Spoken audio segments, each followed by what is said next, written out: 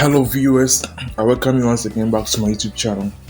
So in this video we are going to run our very first program in C++, okay?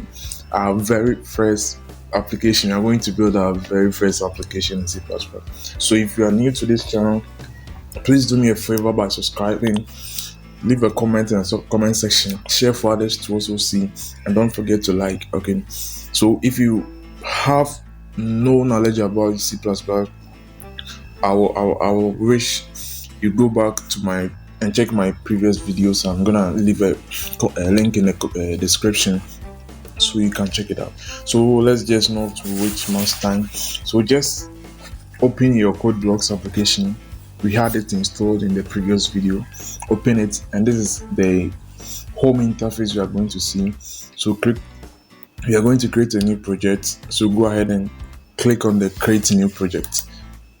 Right. So you see a couple of projects over here, the ARM project, EVFW, a couple of projects, but we are interested in console application, so you can double click on it or click on it once and click the go over here, C++ next, then give your project a title. So I'm gonna say my first C++, okay?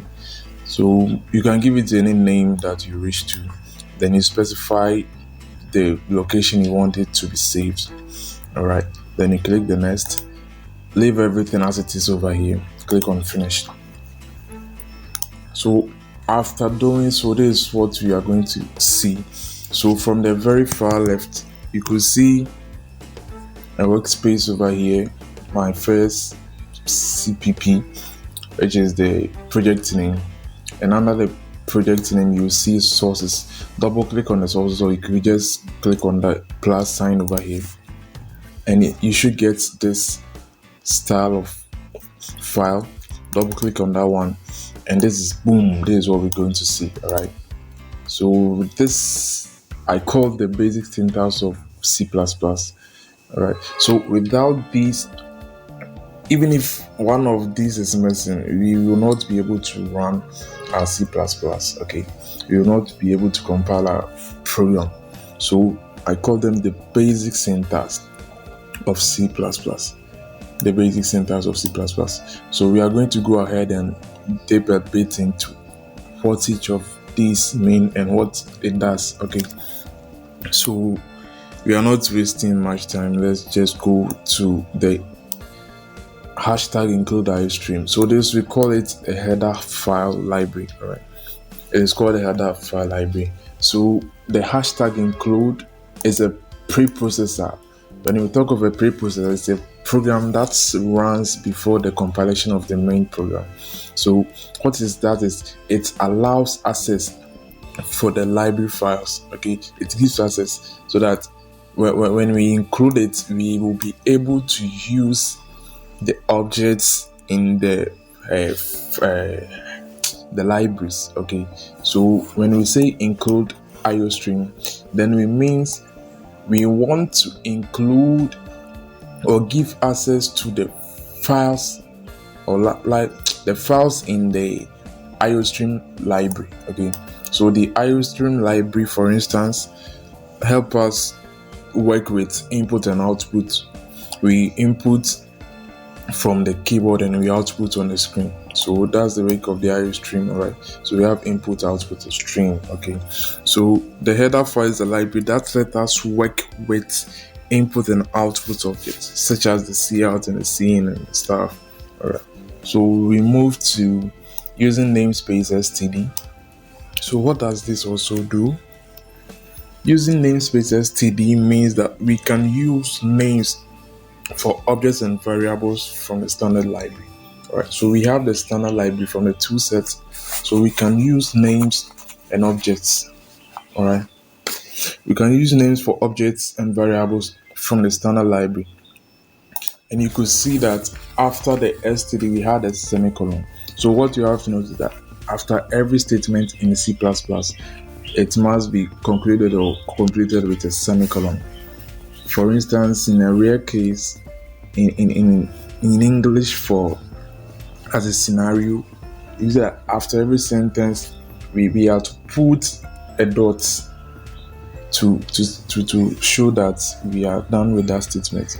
So in C++, don't just take it as a mere punctuation or something. When you miss it, your program will never run.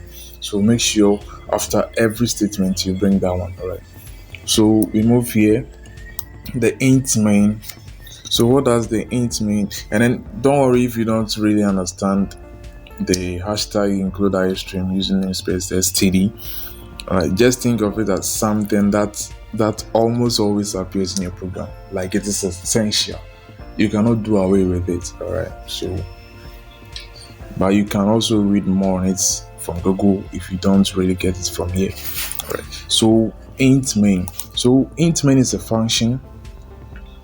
So we want our function to return a variable data type of int, which we'll get into in the later videos. All right. And then the main is the name given, the name of the function. And then we have a curly braces open and closed. We didn't have any arguments, but yet we had an open and closed curly braces too over here. This is a function. Any code inside the curly brackets will be executed. So the work of the int main is that it specifies that the main code to be compiled is the codes within these two curly braces. All right, this one and this one. So that's where our main program goes. So anything within this two curly braces are going to be compiled. All right. Then we have, let me leave this C out hello world for a minute. Then let's go to the return 0. All right. So return 0. A return process in C++ just tells us that we are done with the compilation. So this is what we are bringing back. Okay. So after the program is done compiling, it returns 0. All right. It returns 0. So it ends the main function. That's the end of the main function. So from here, everything within will compile.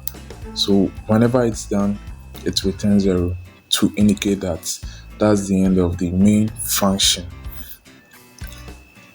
So let's get back to this place. We have cout double less than signs, and we have a double quotation mark, hello world, and then another double quotation mark, and we have the less than double signs, and then endl.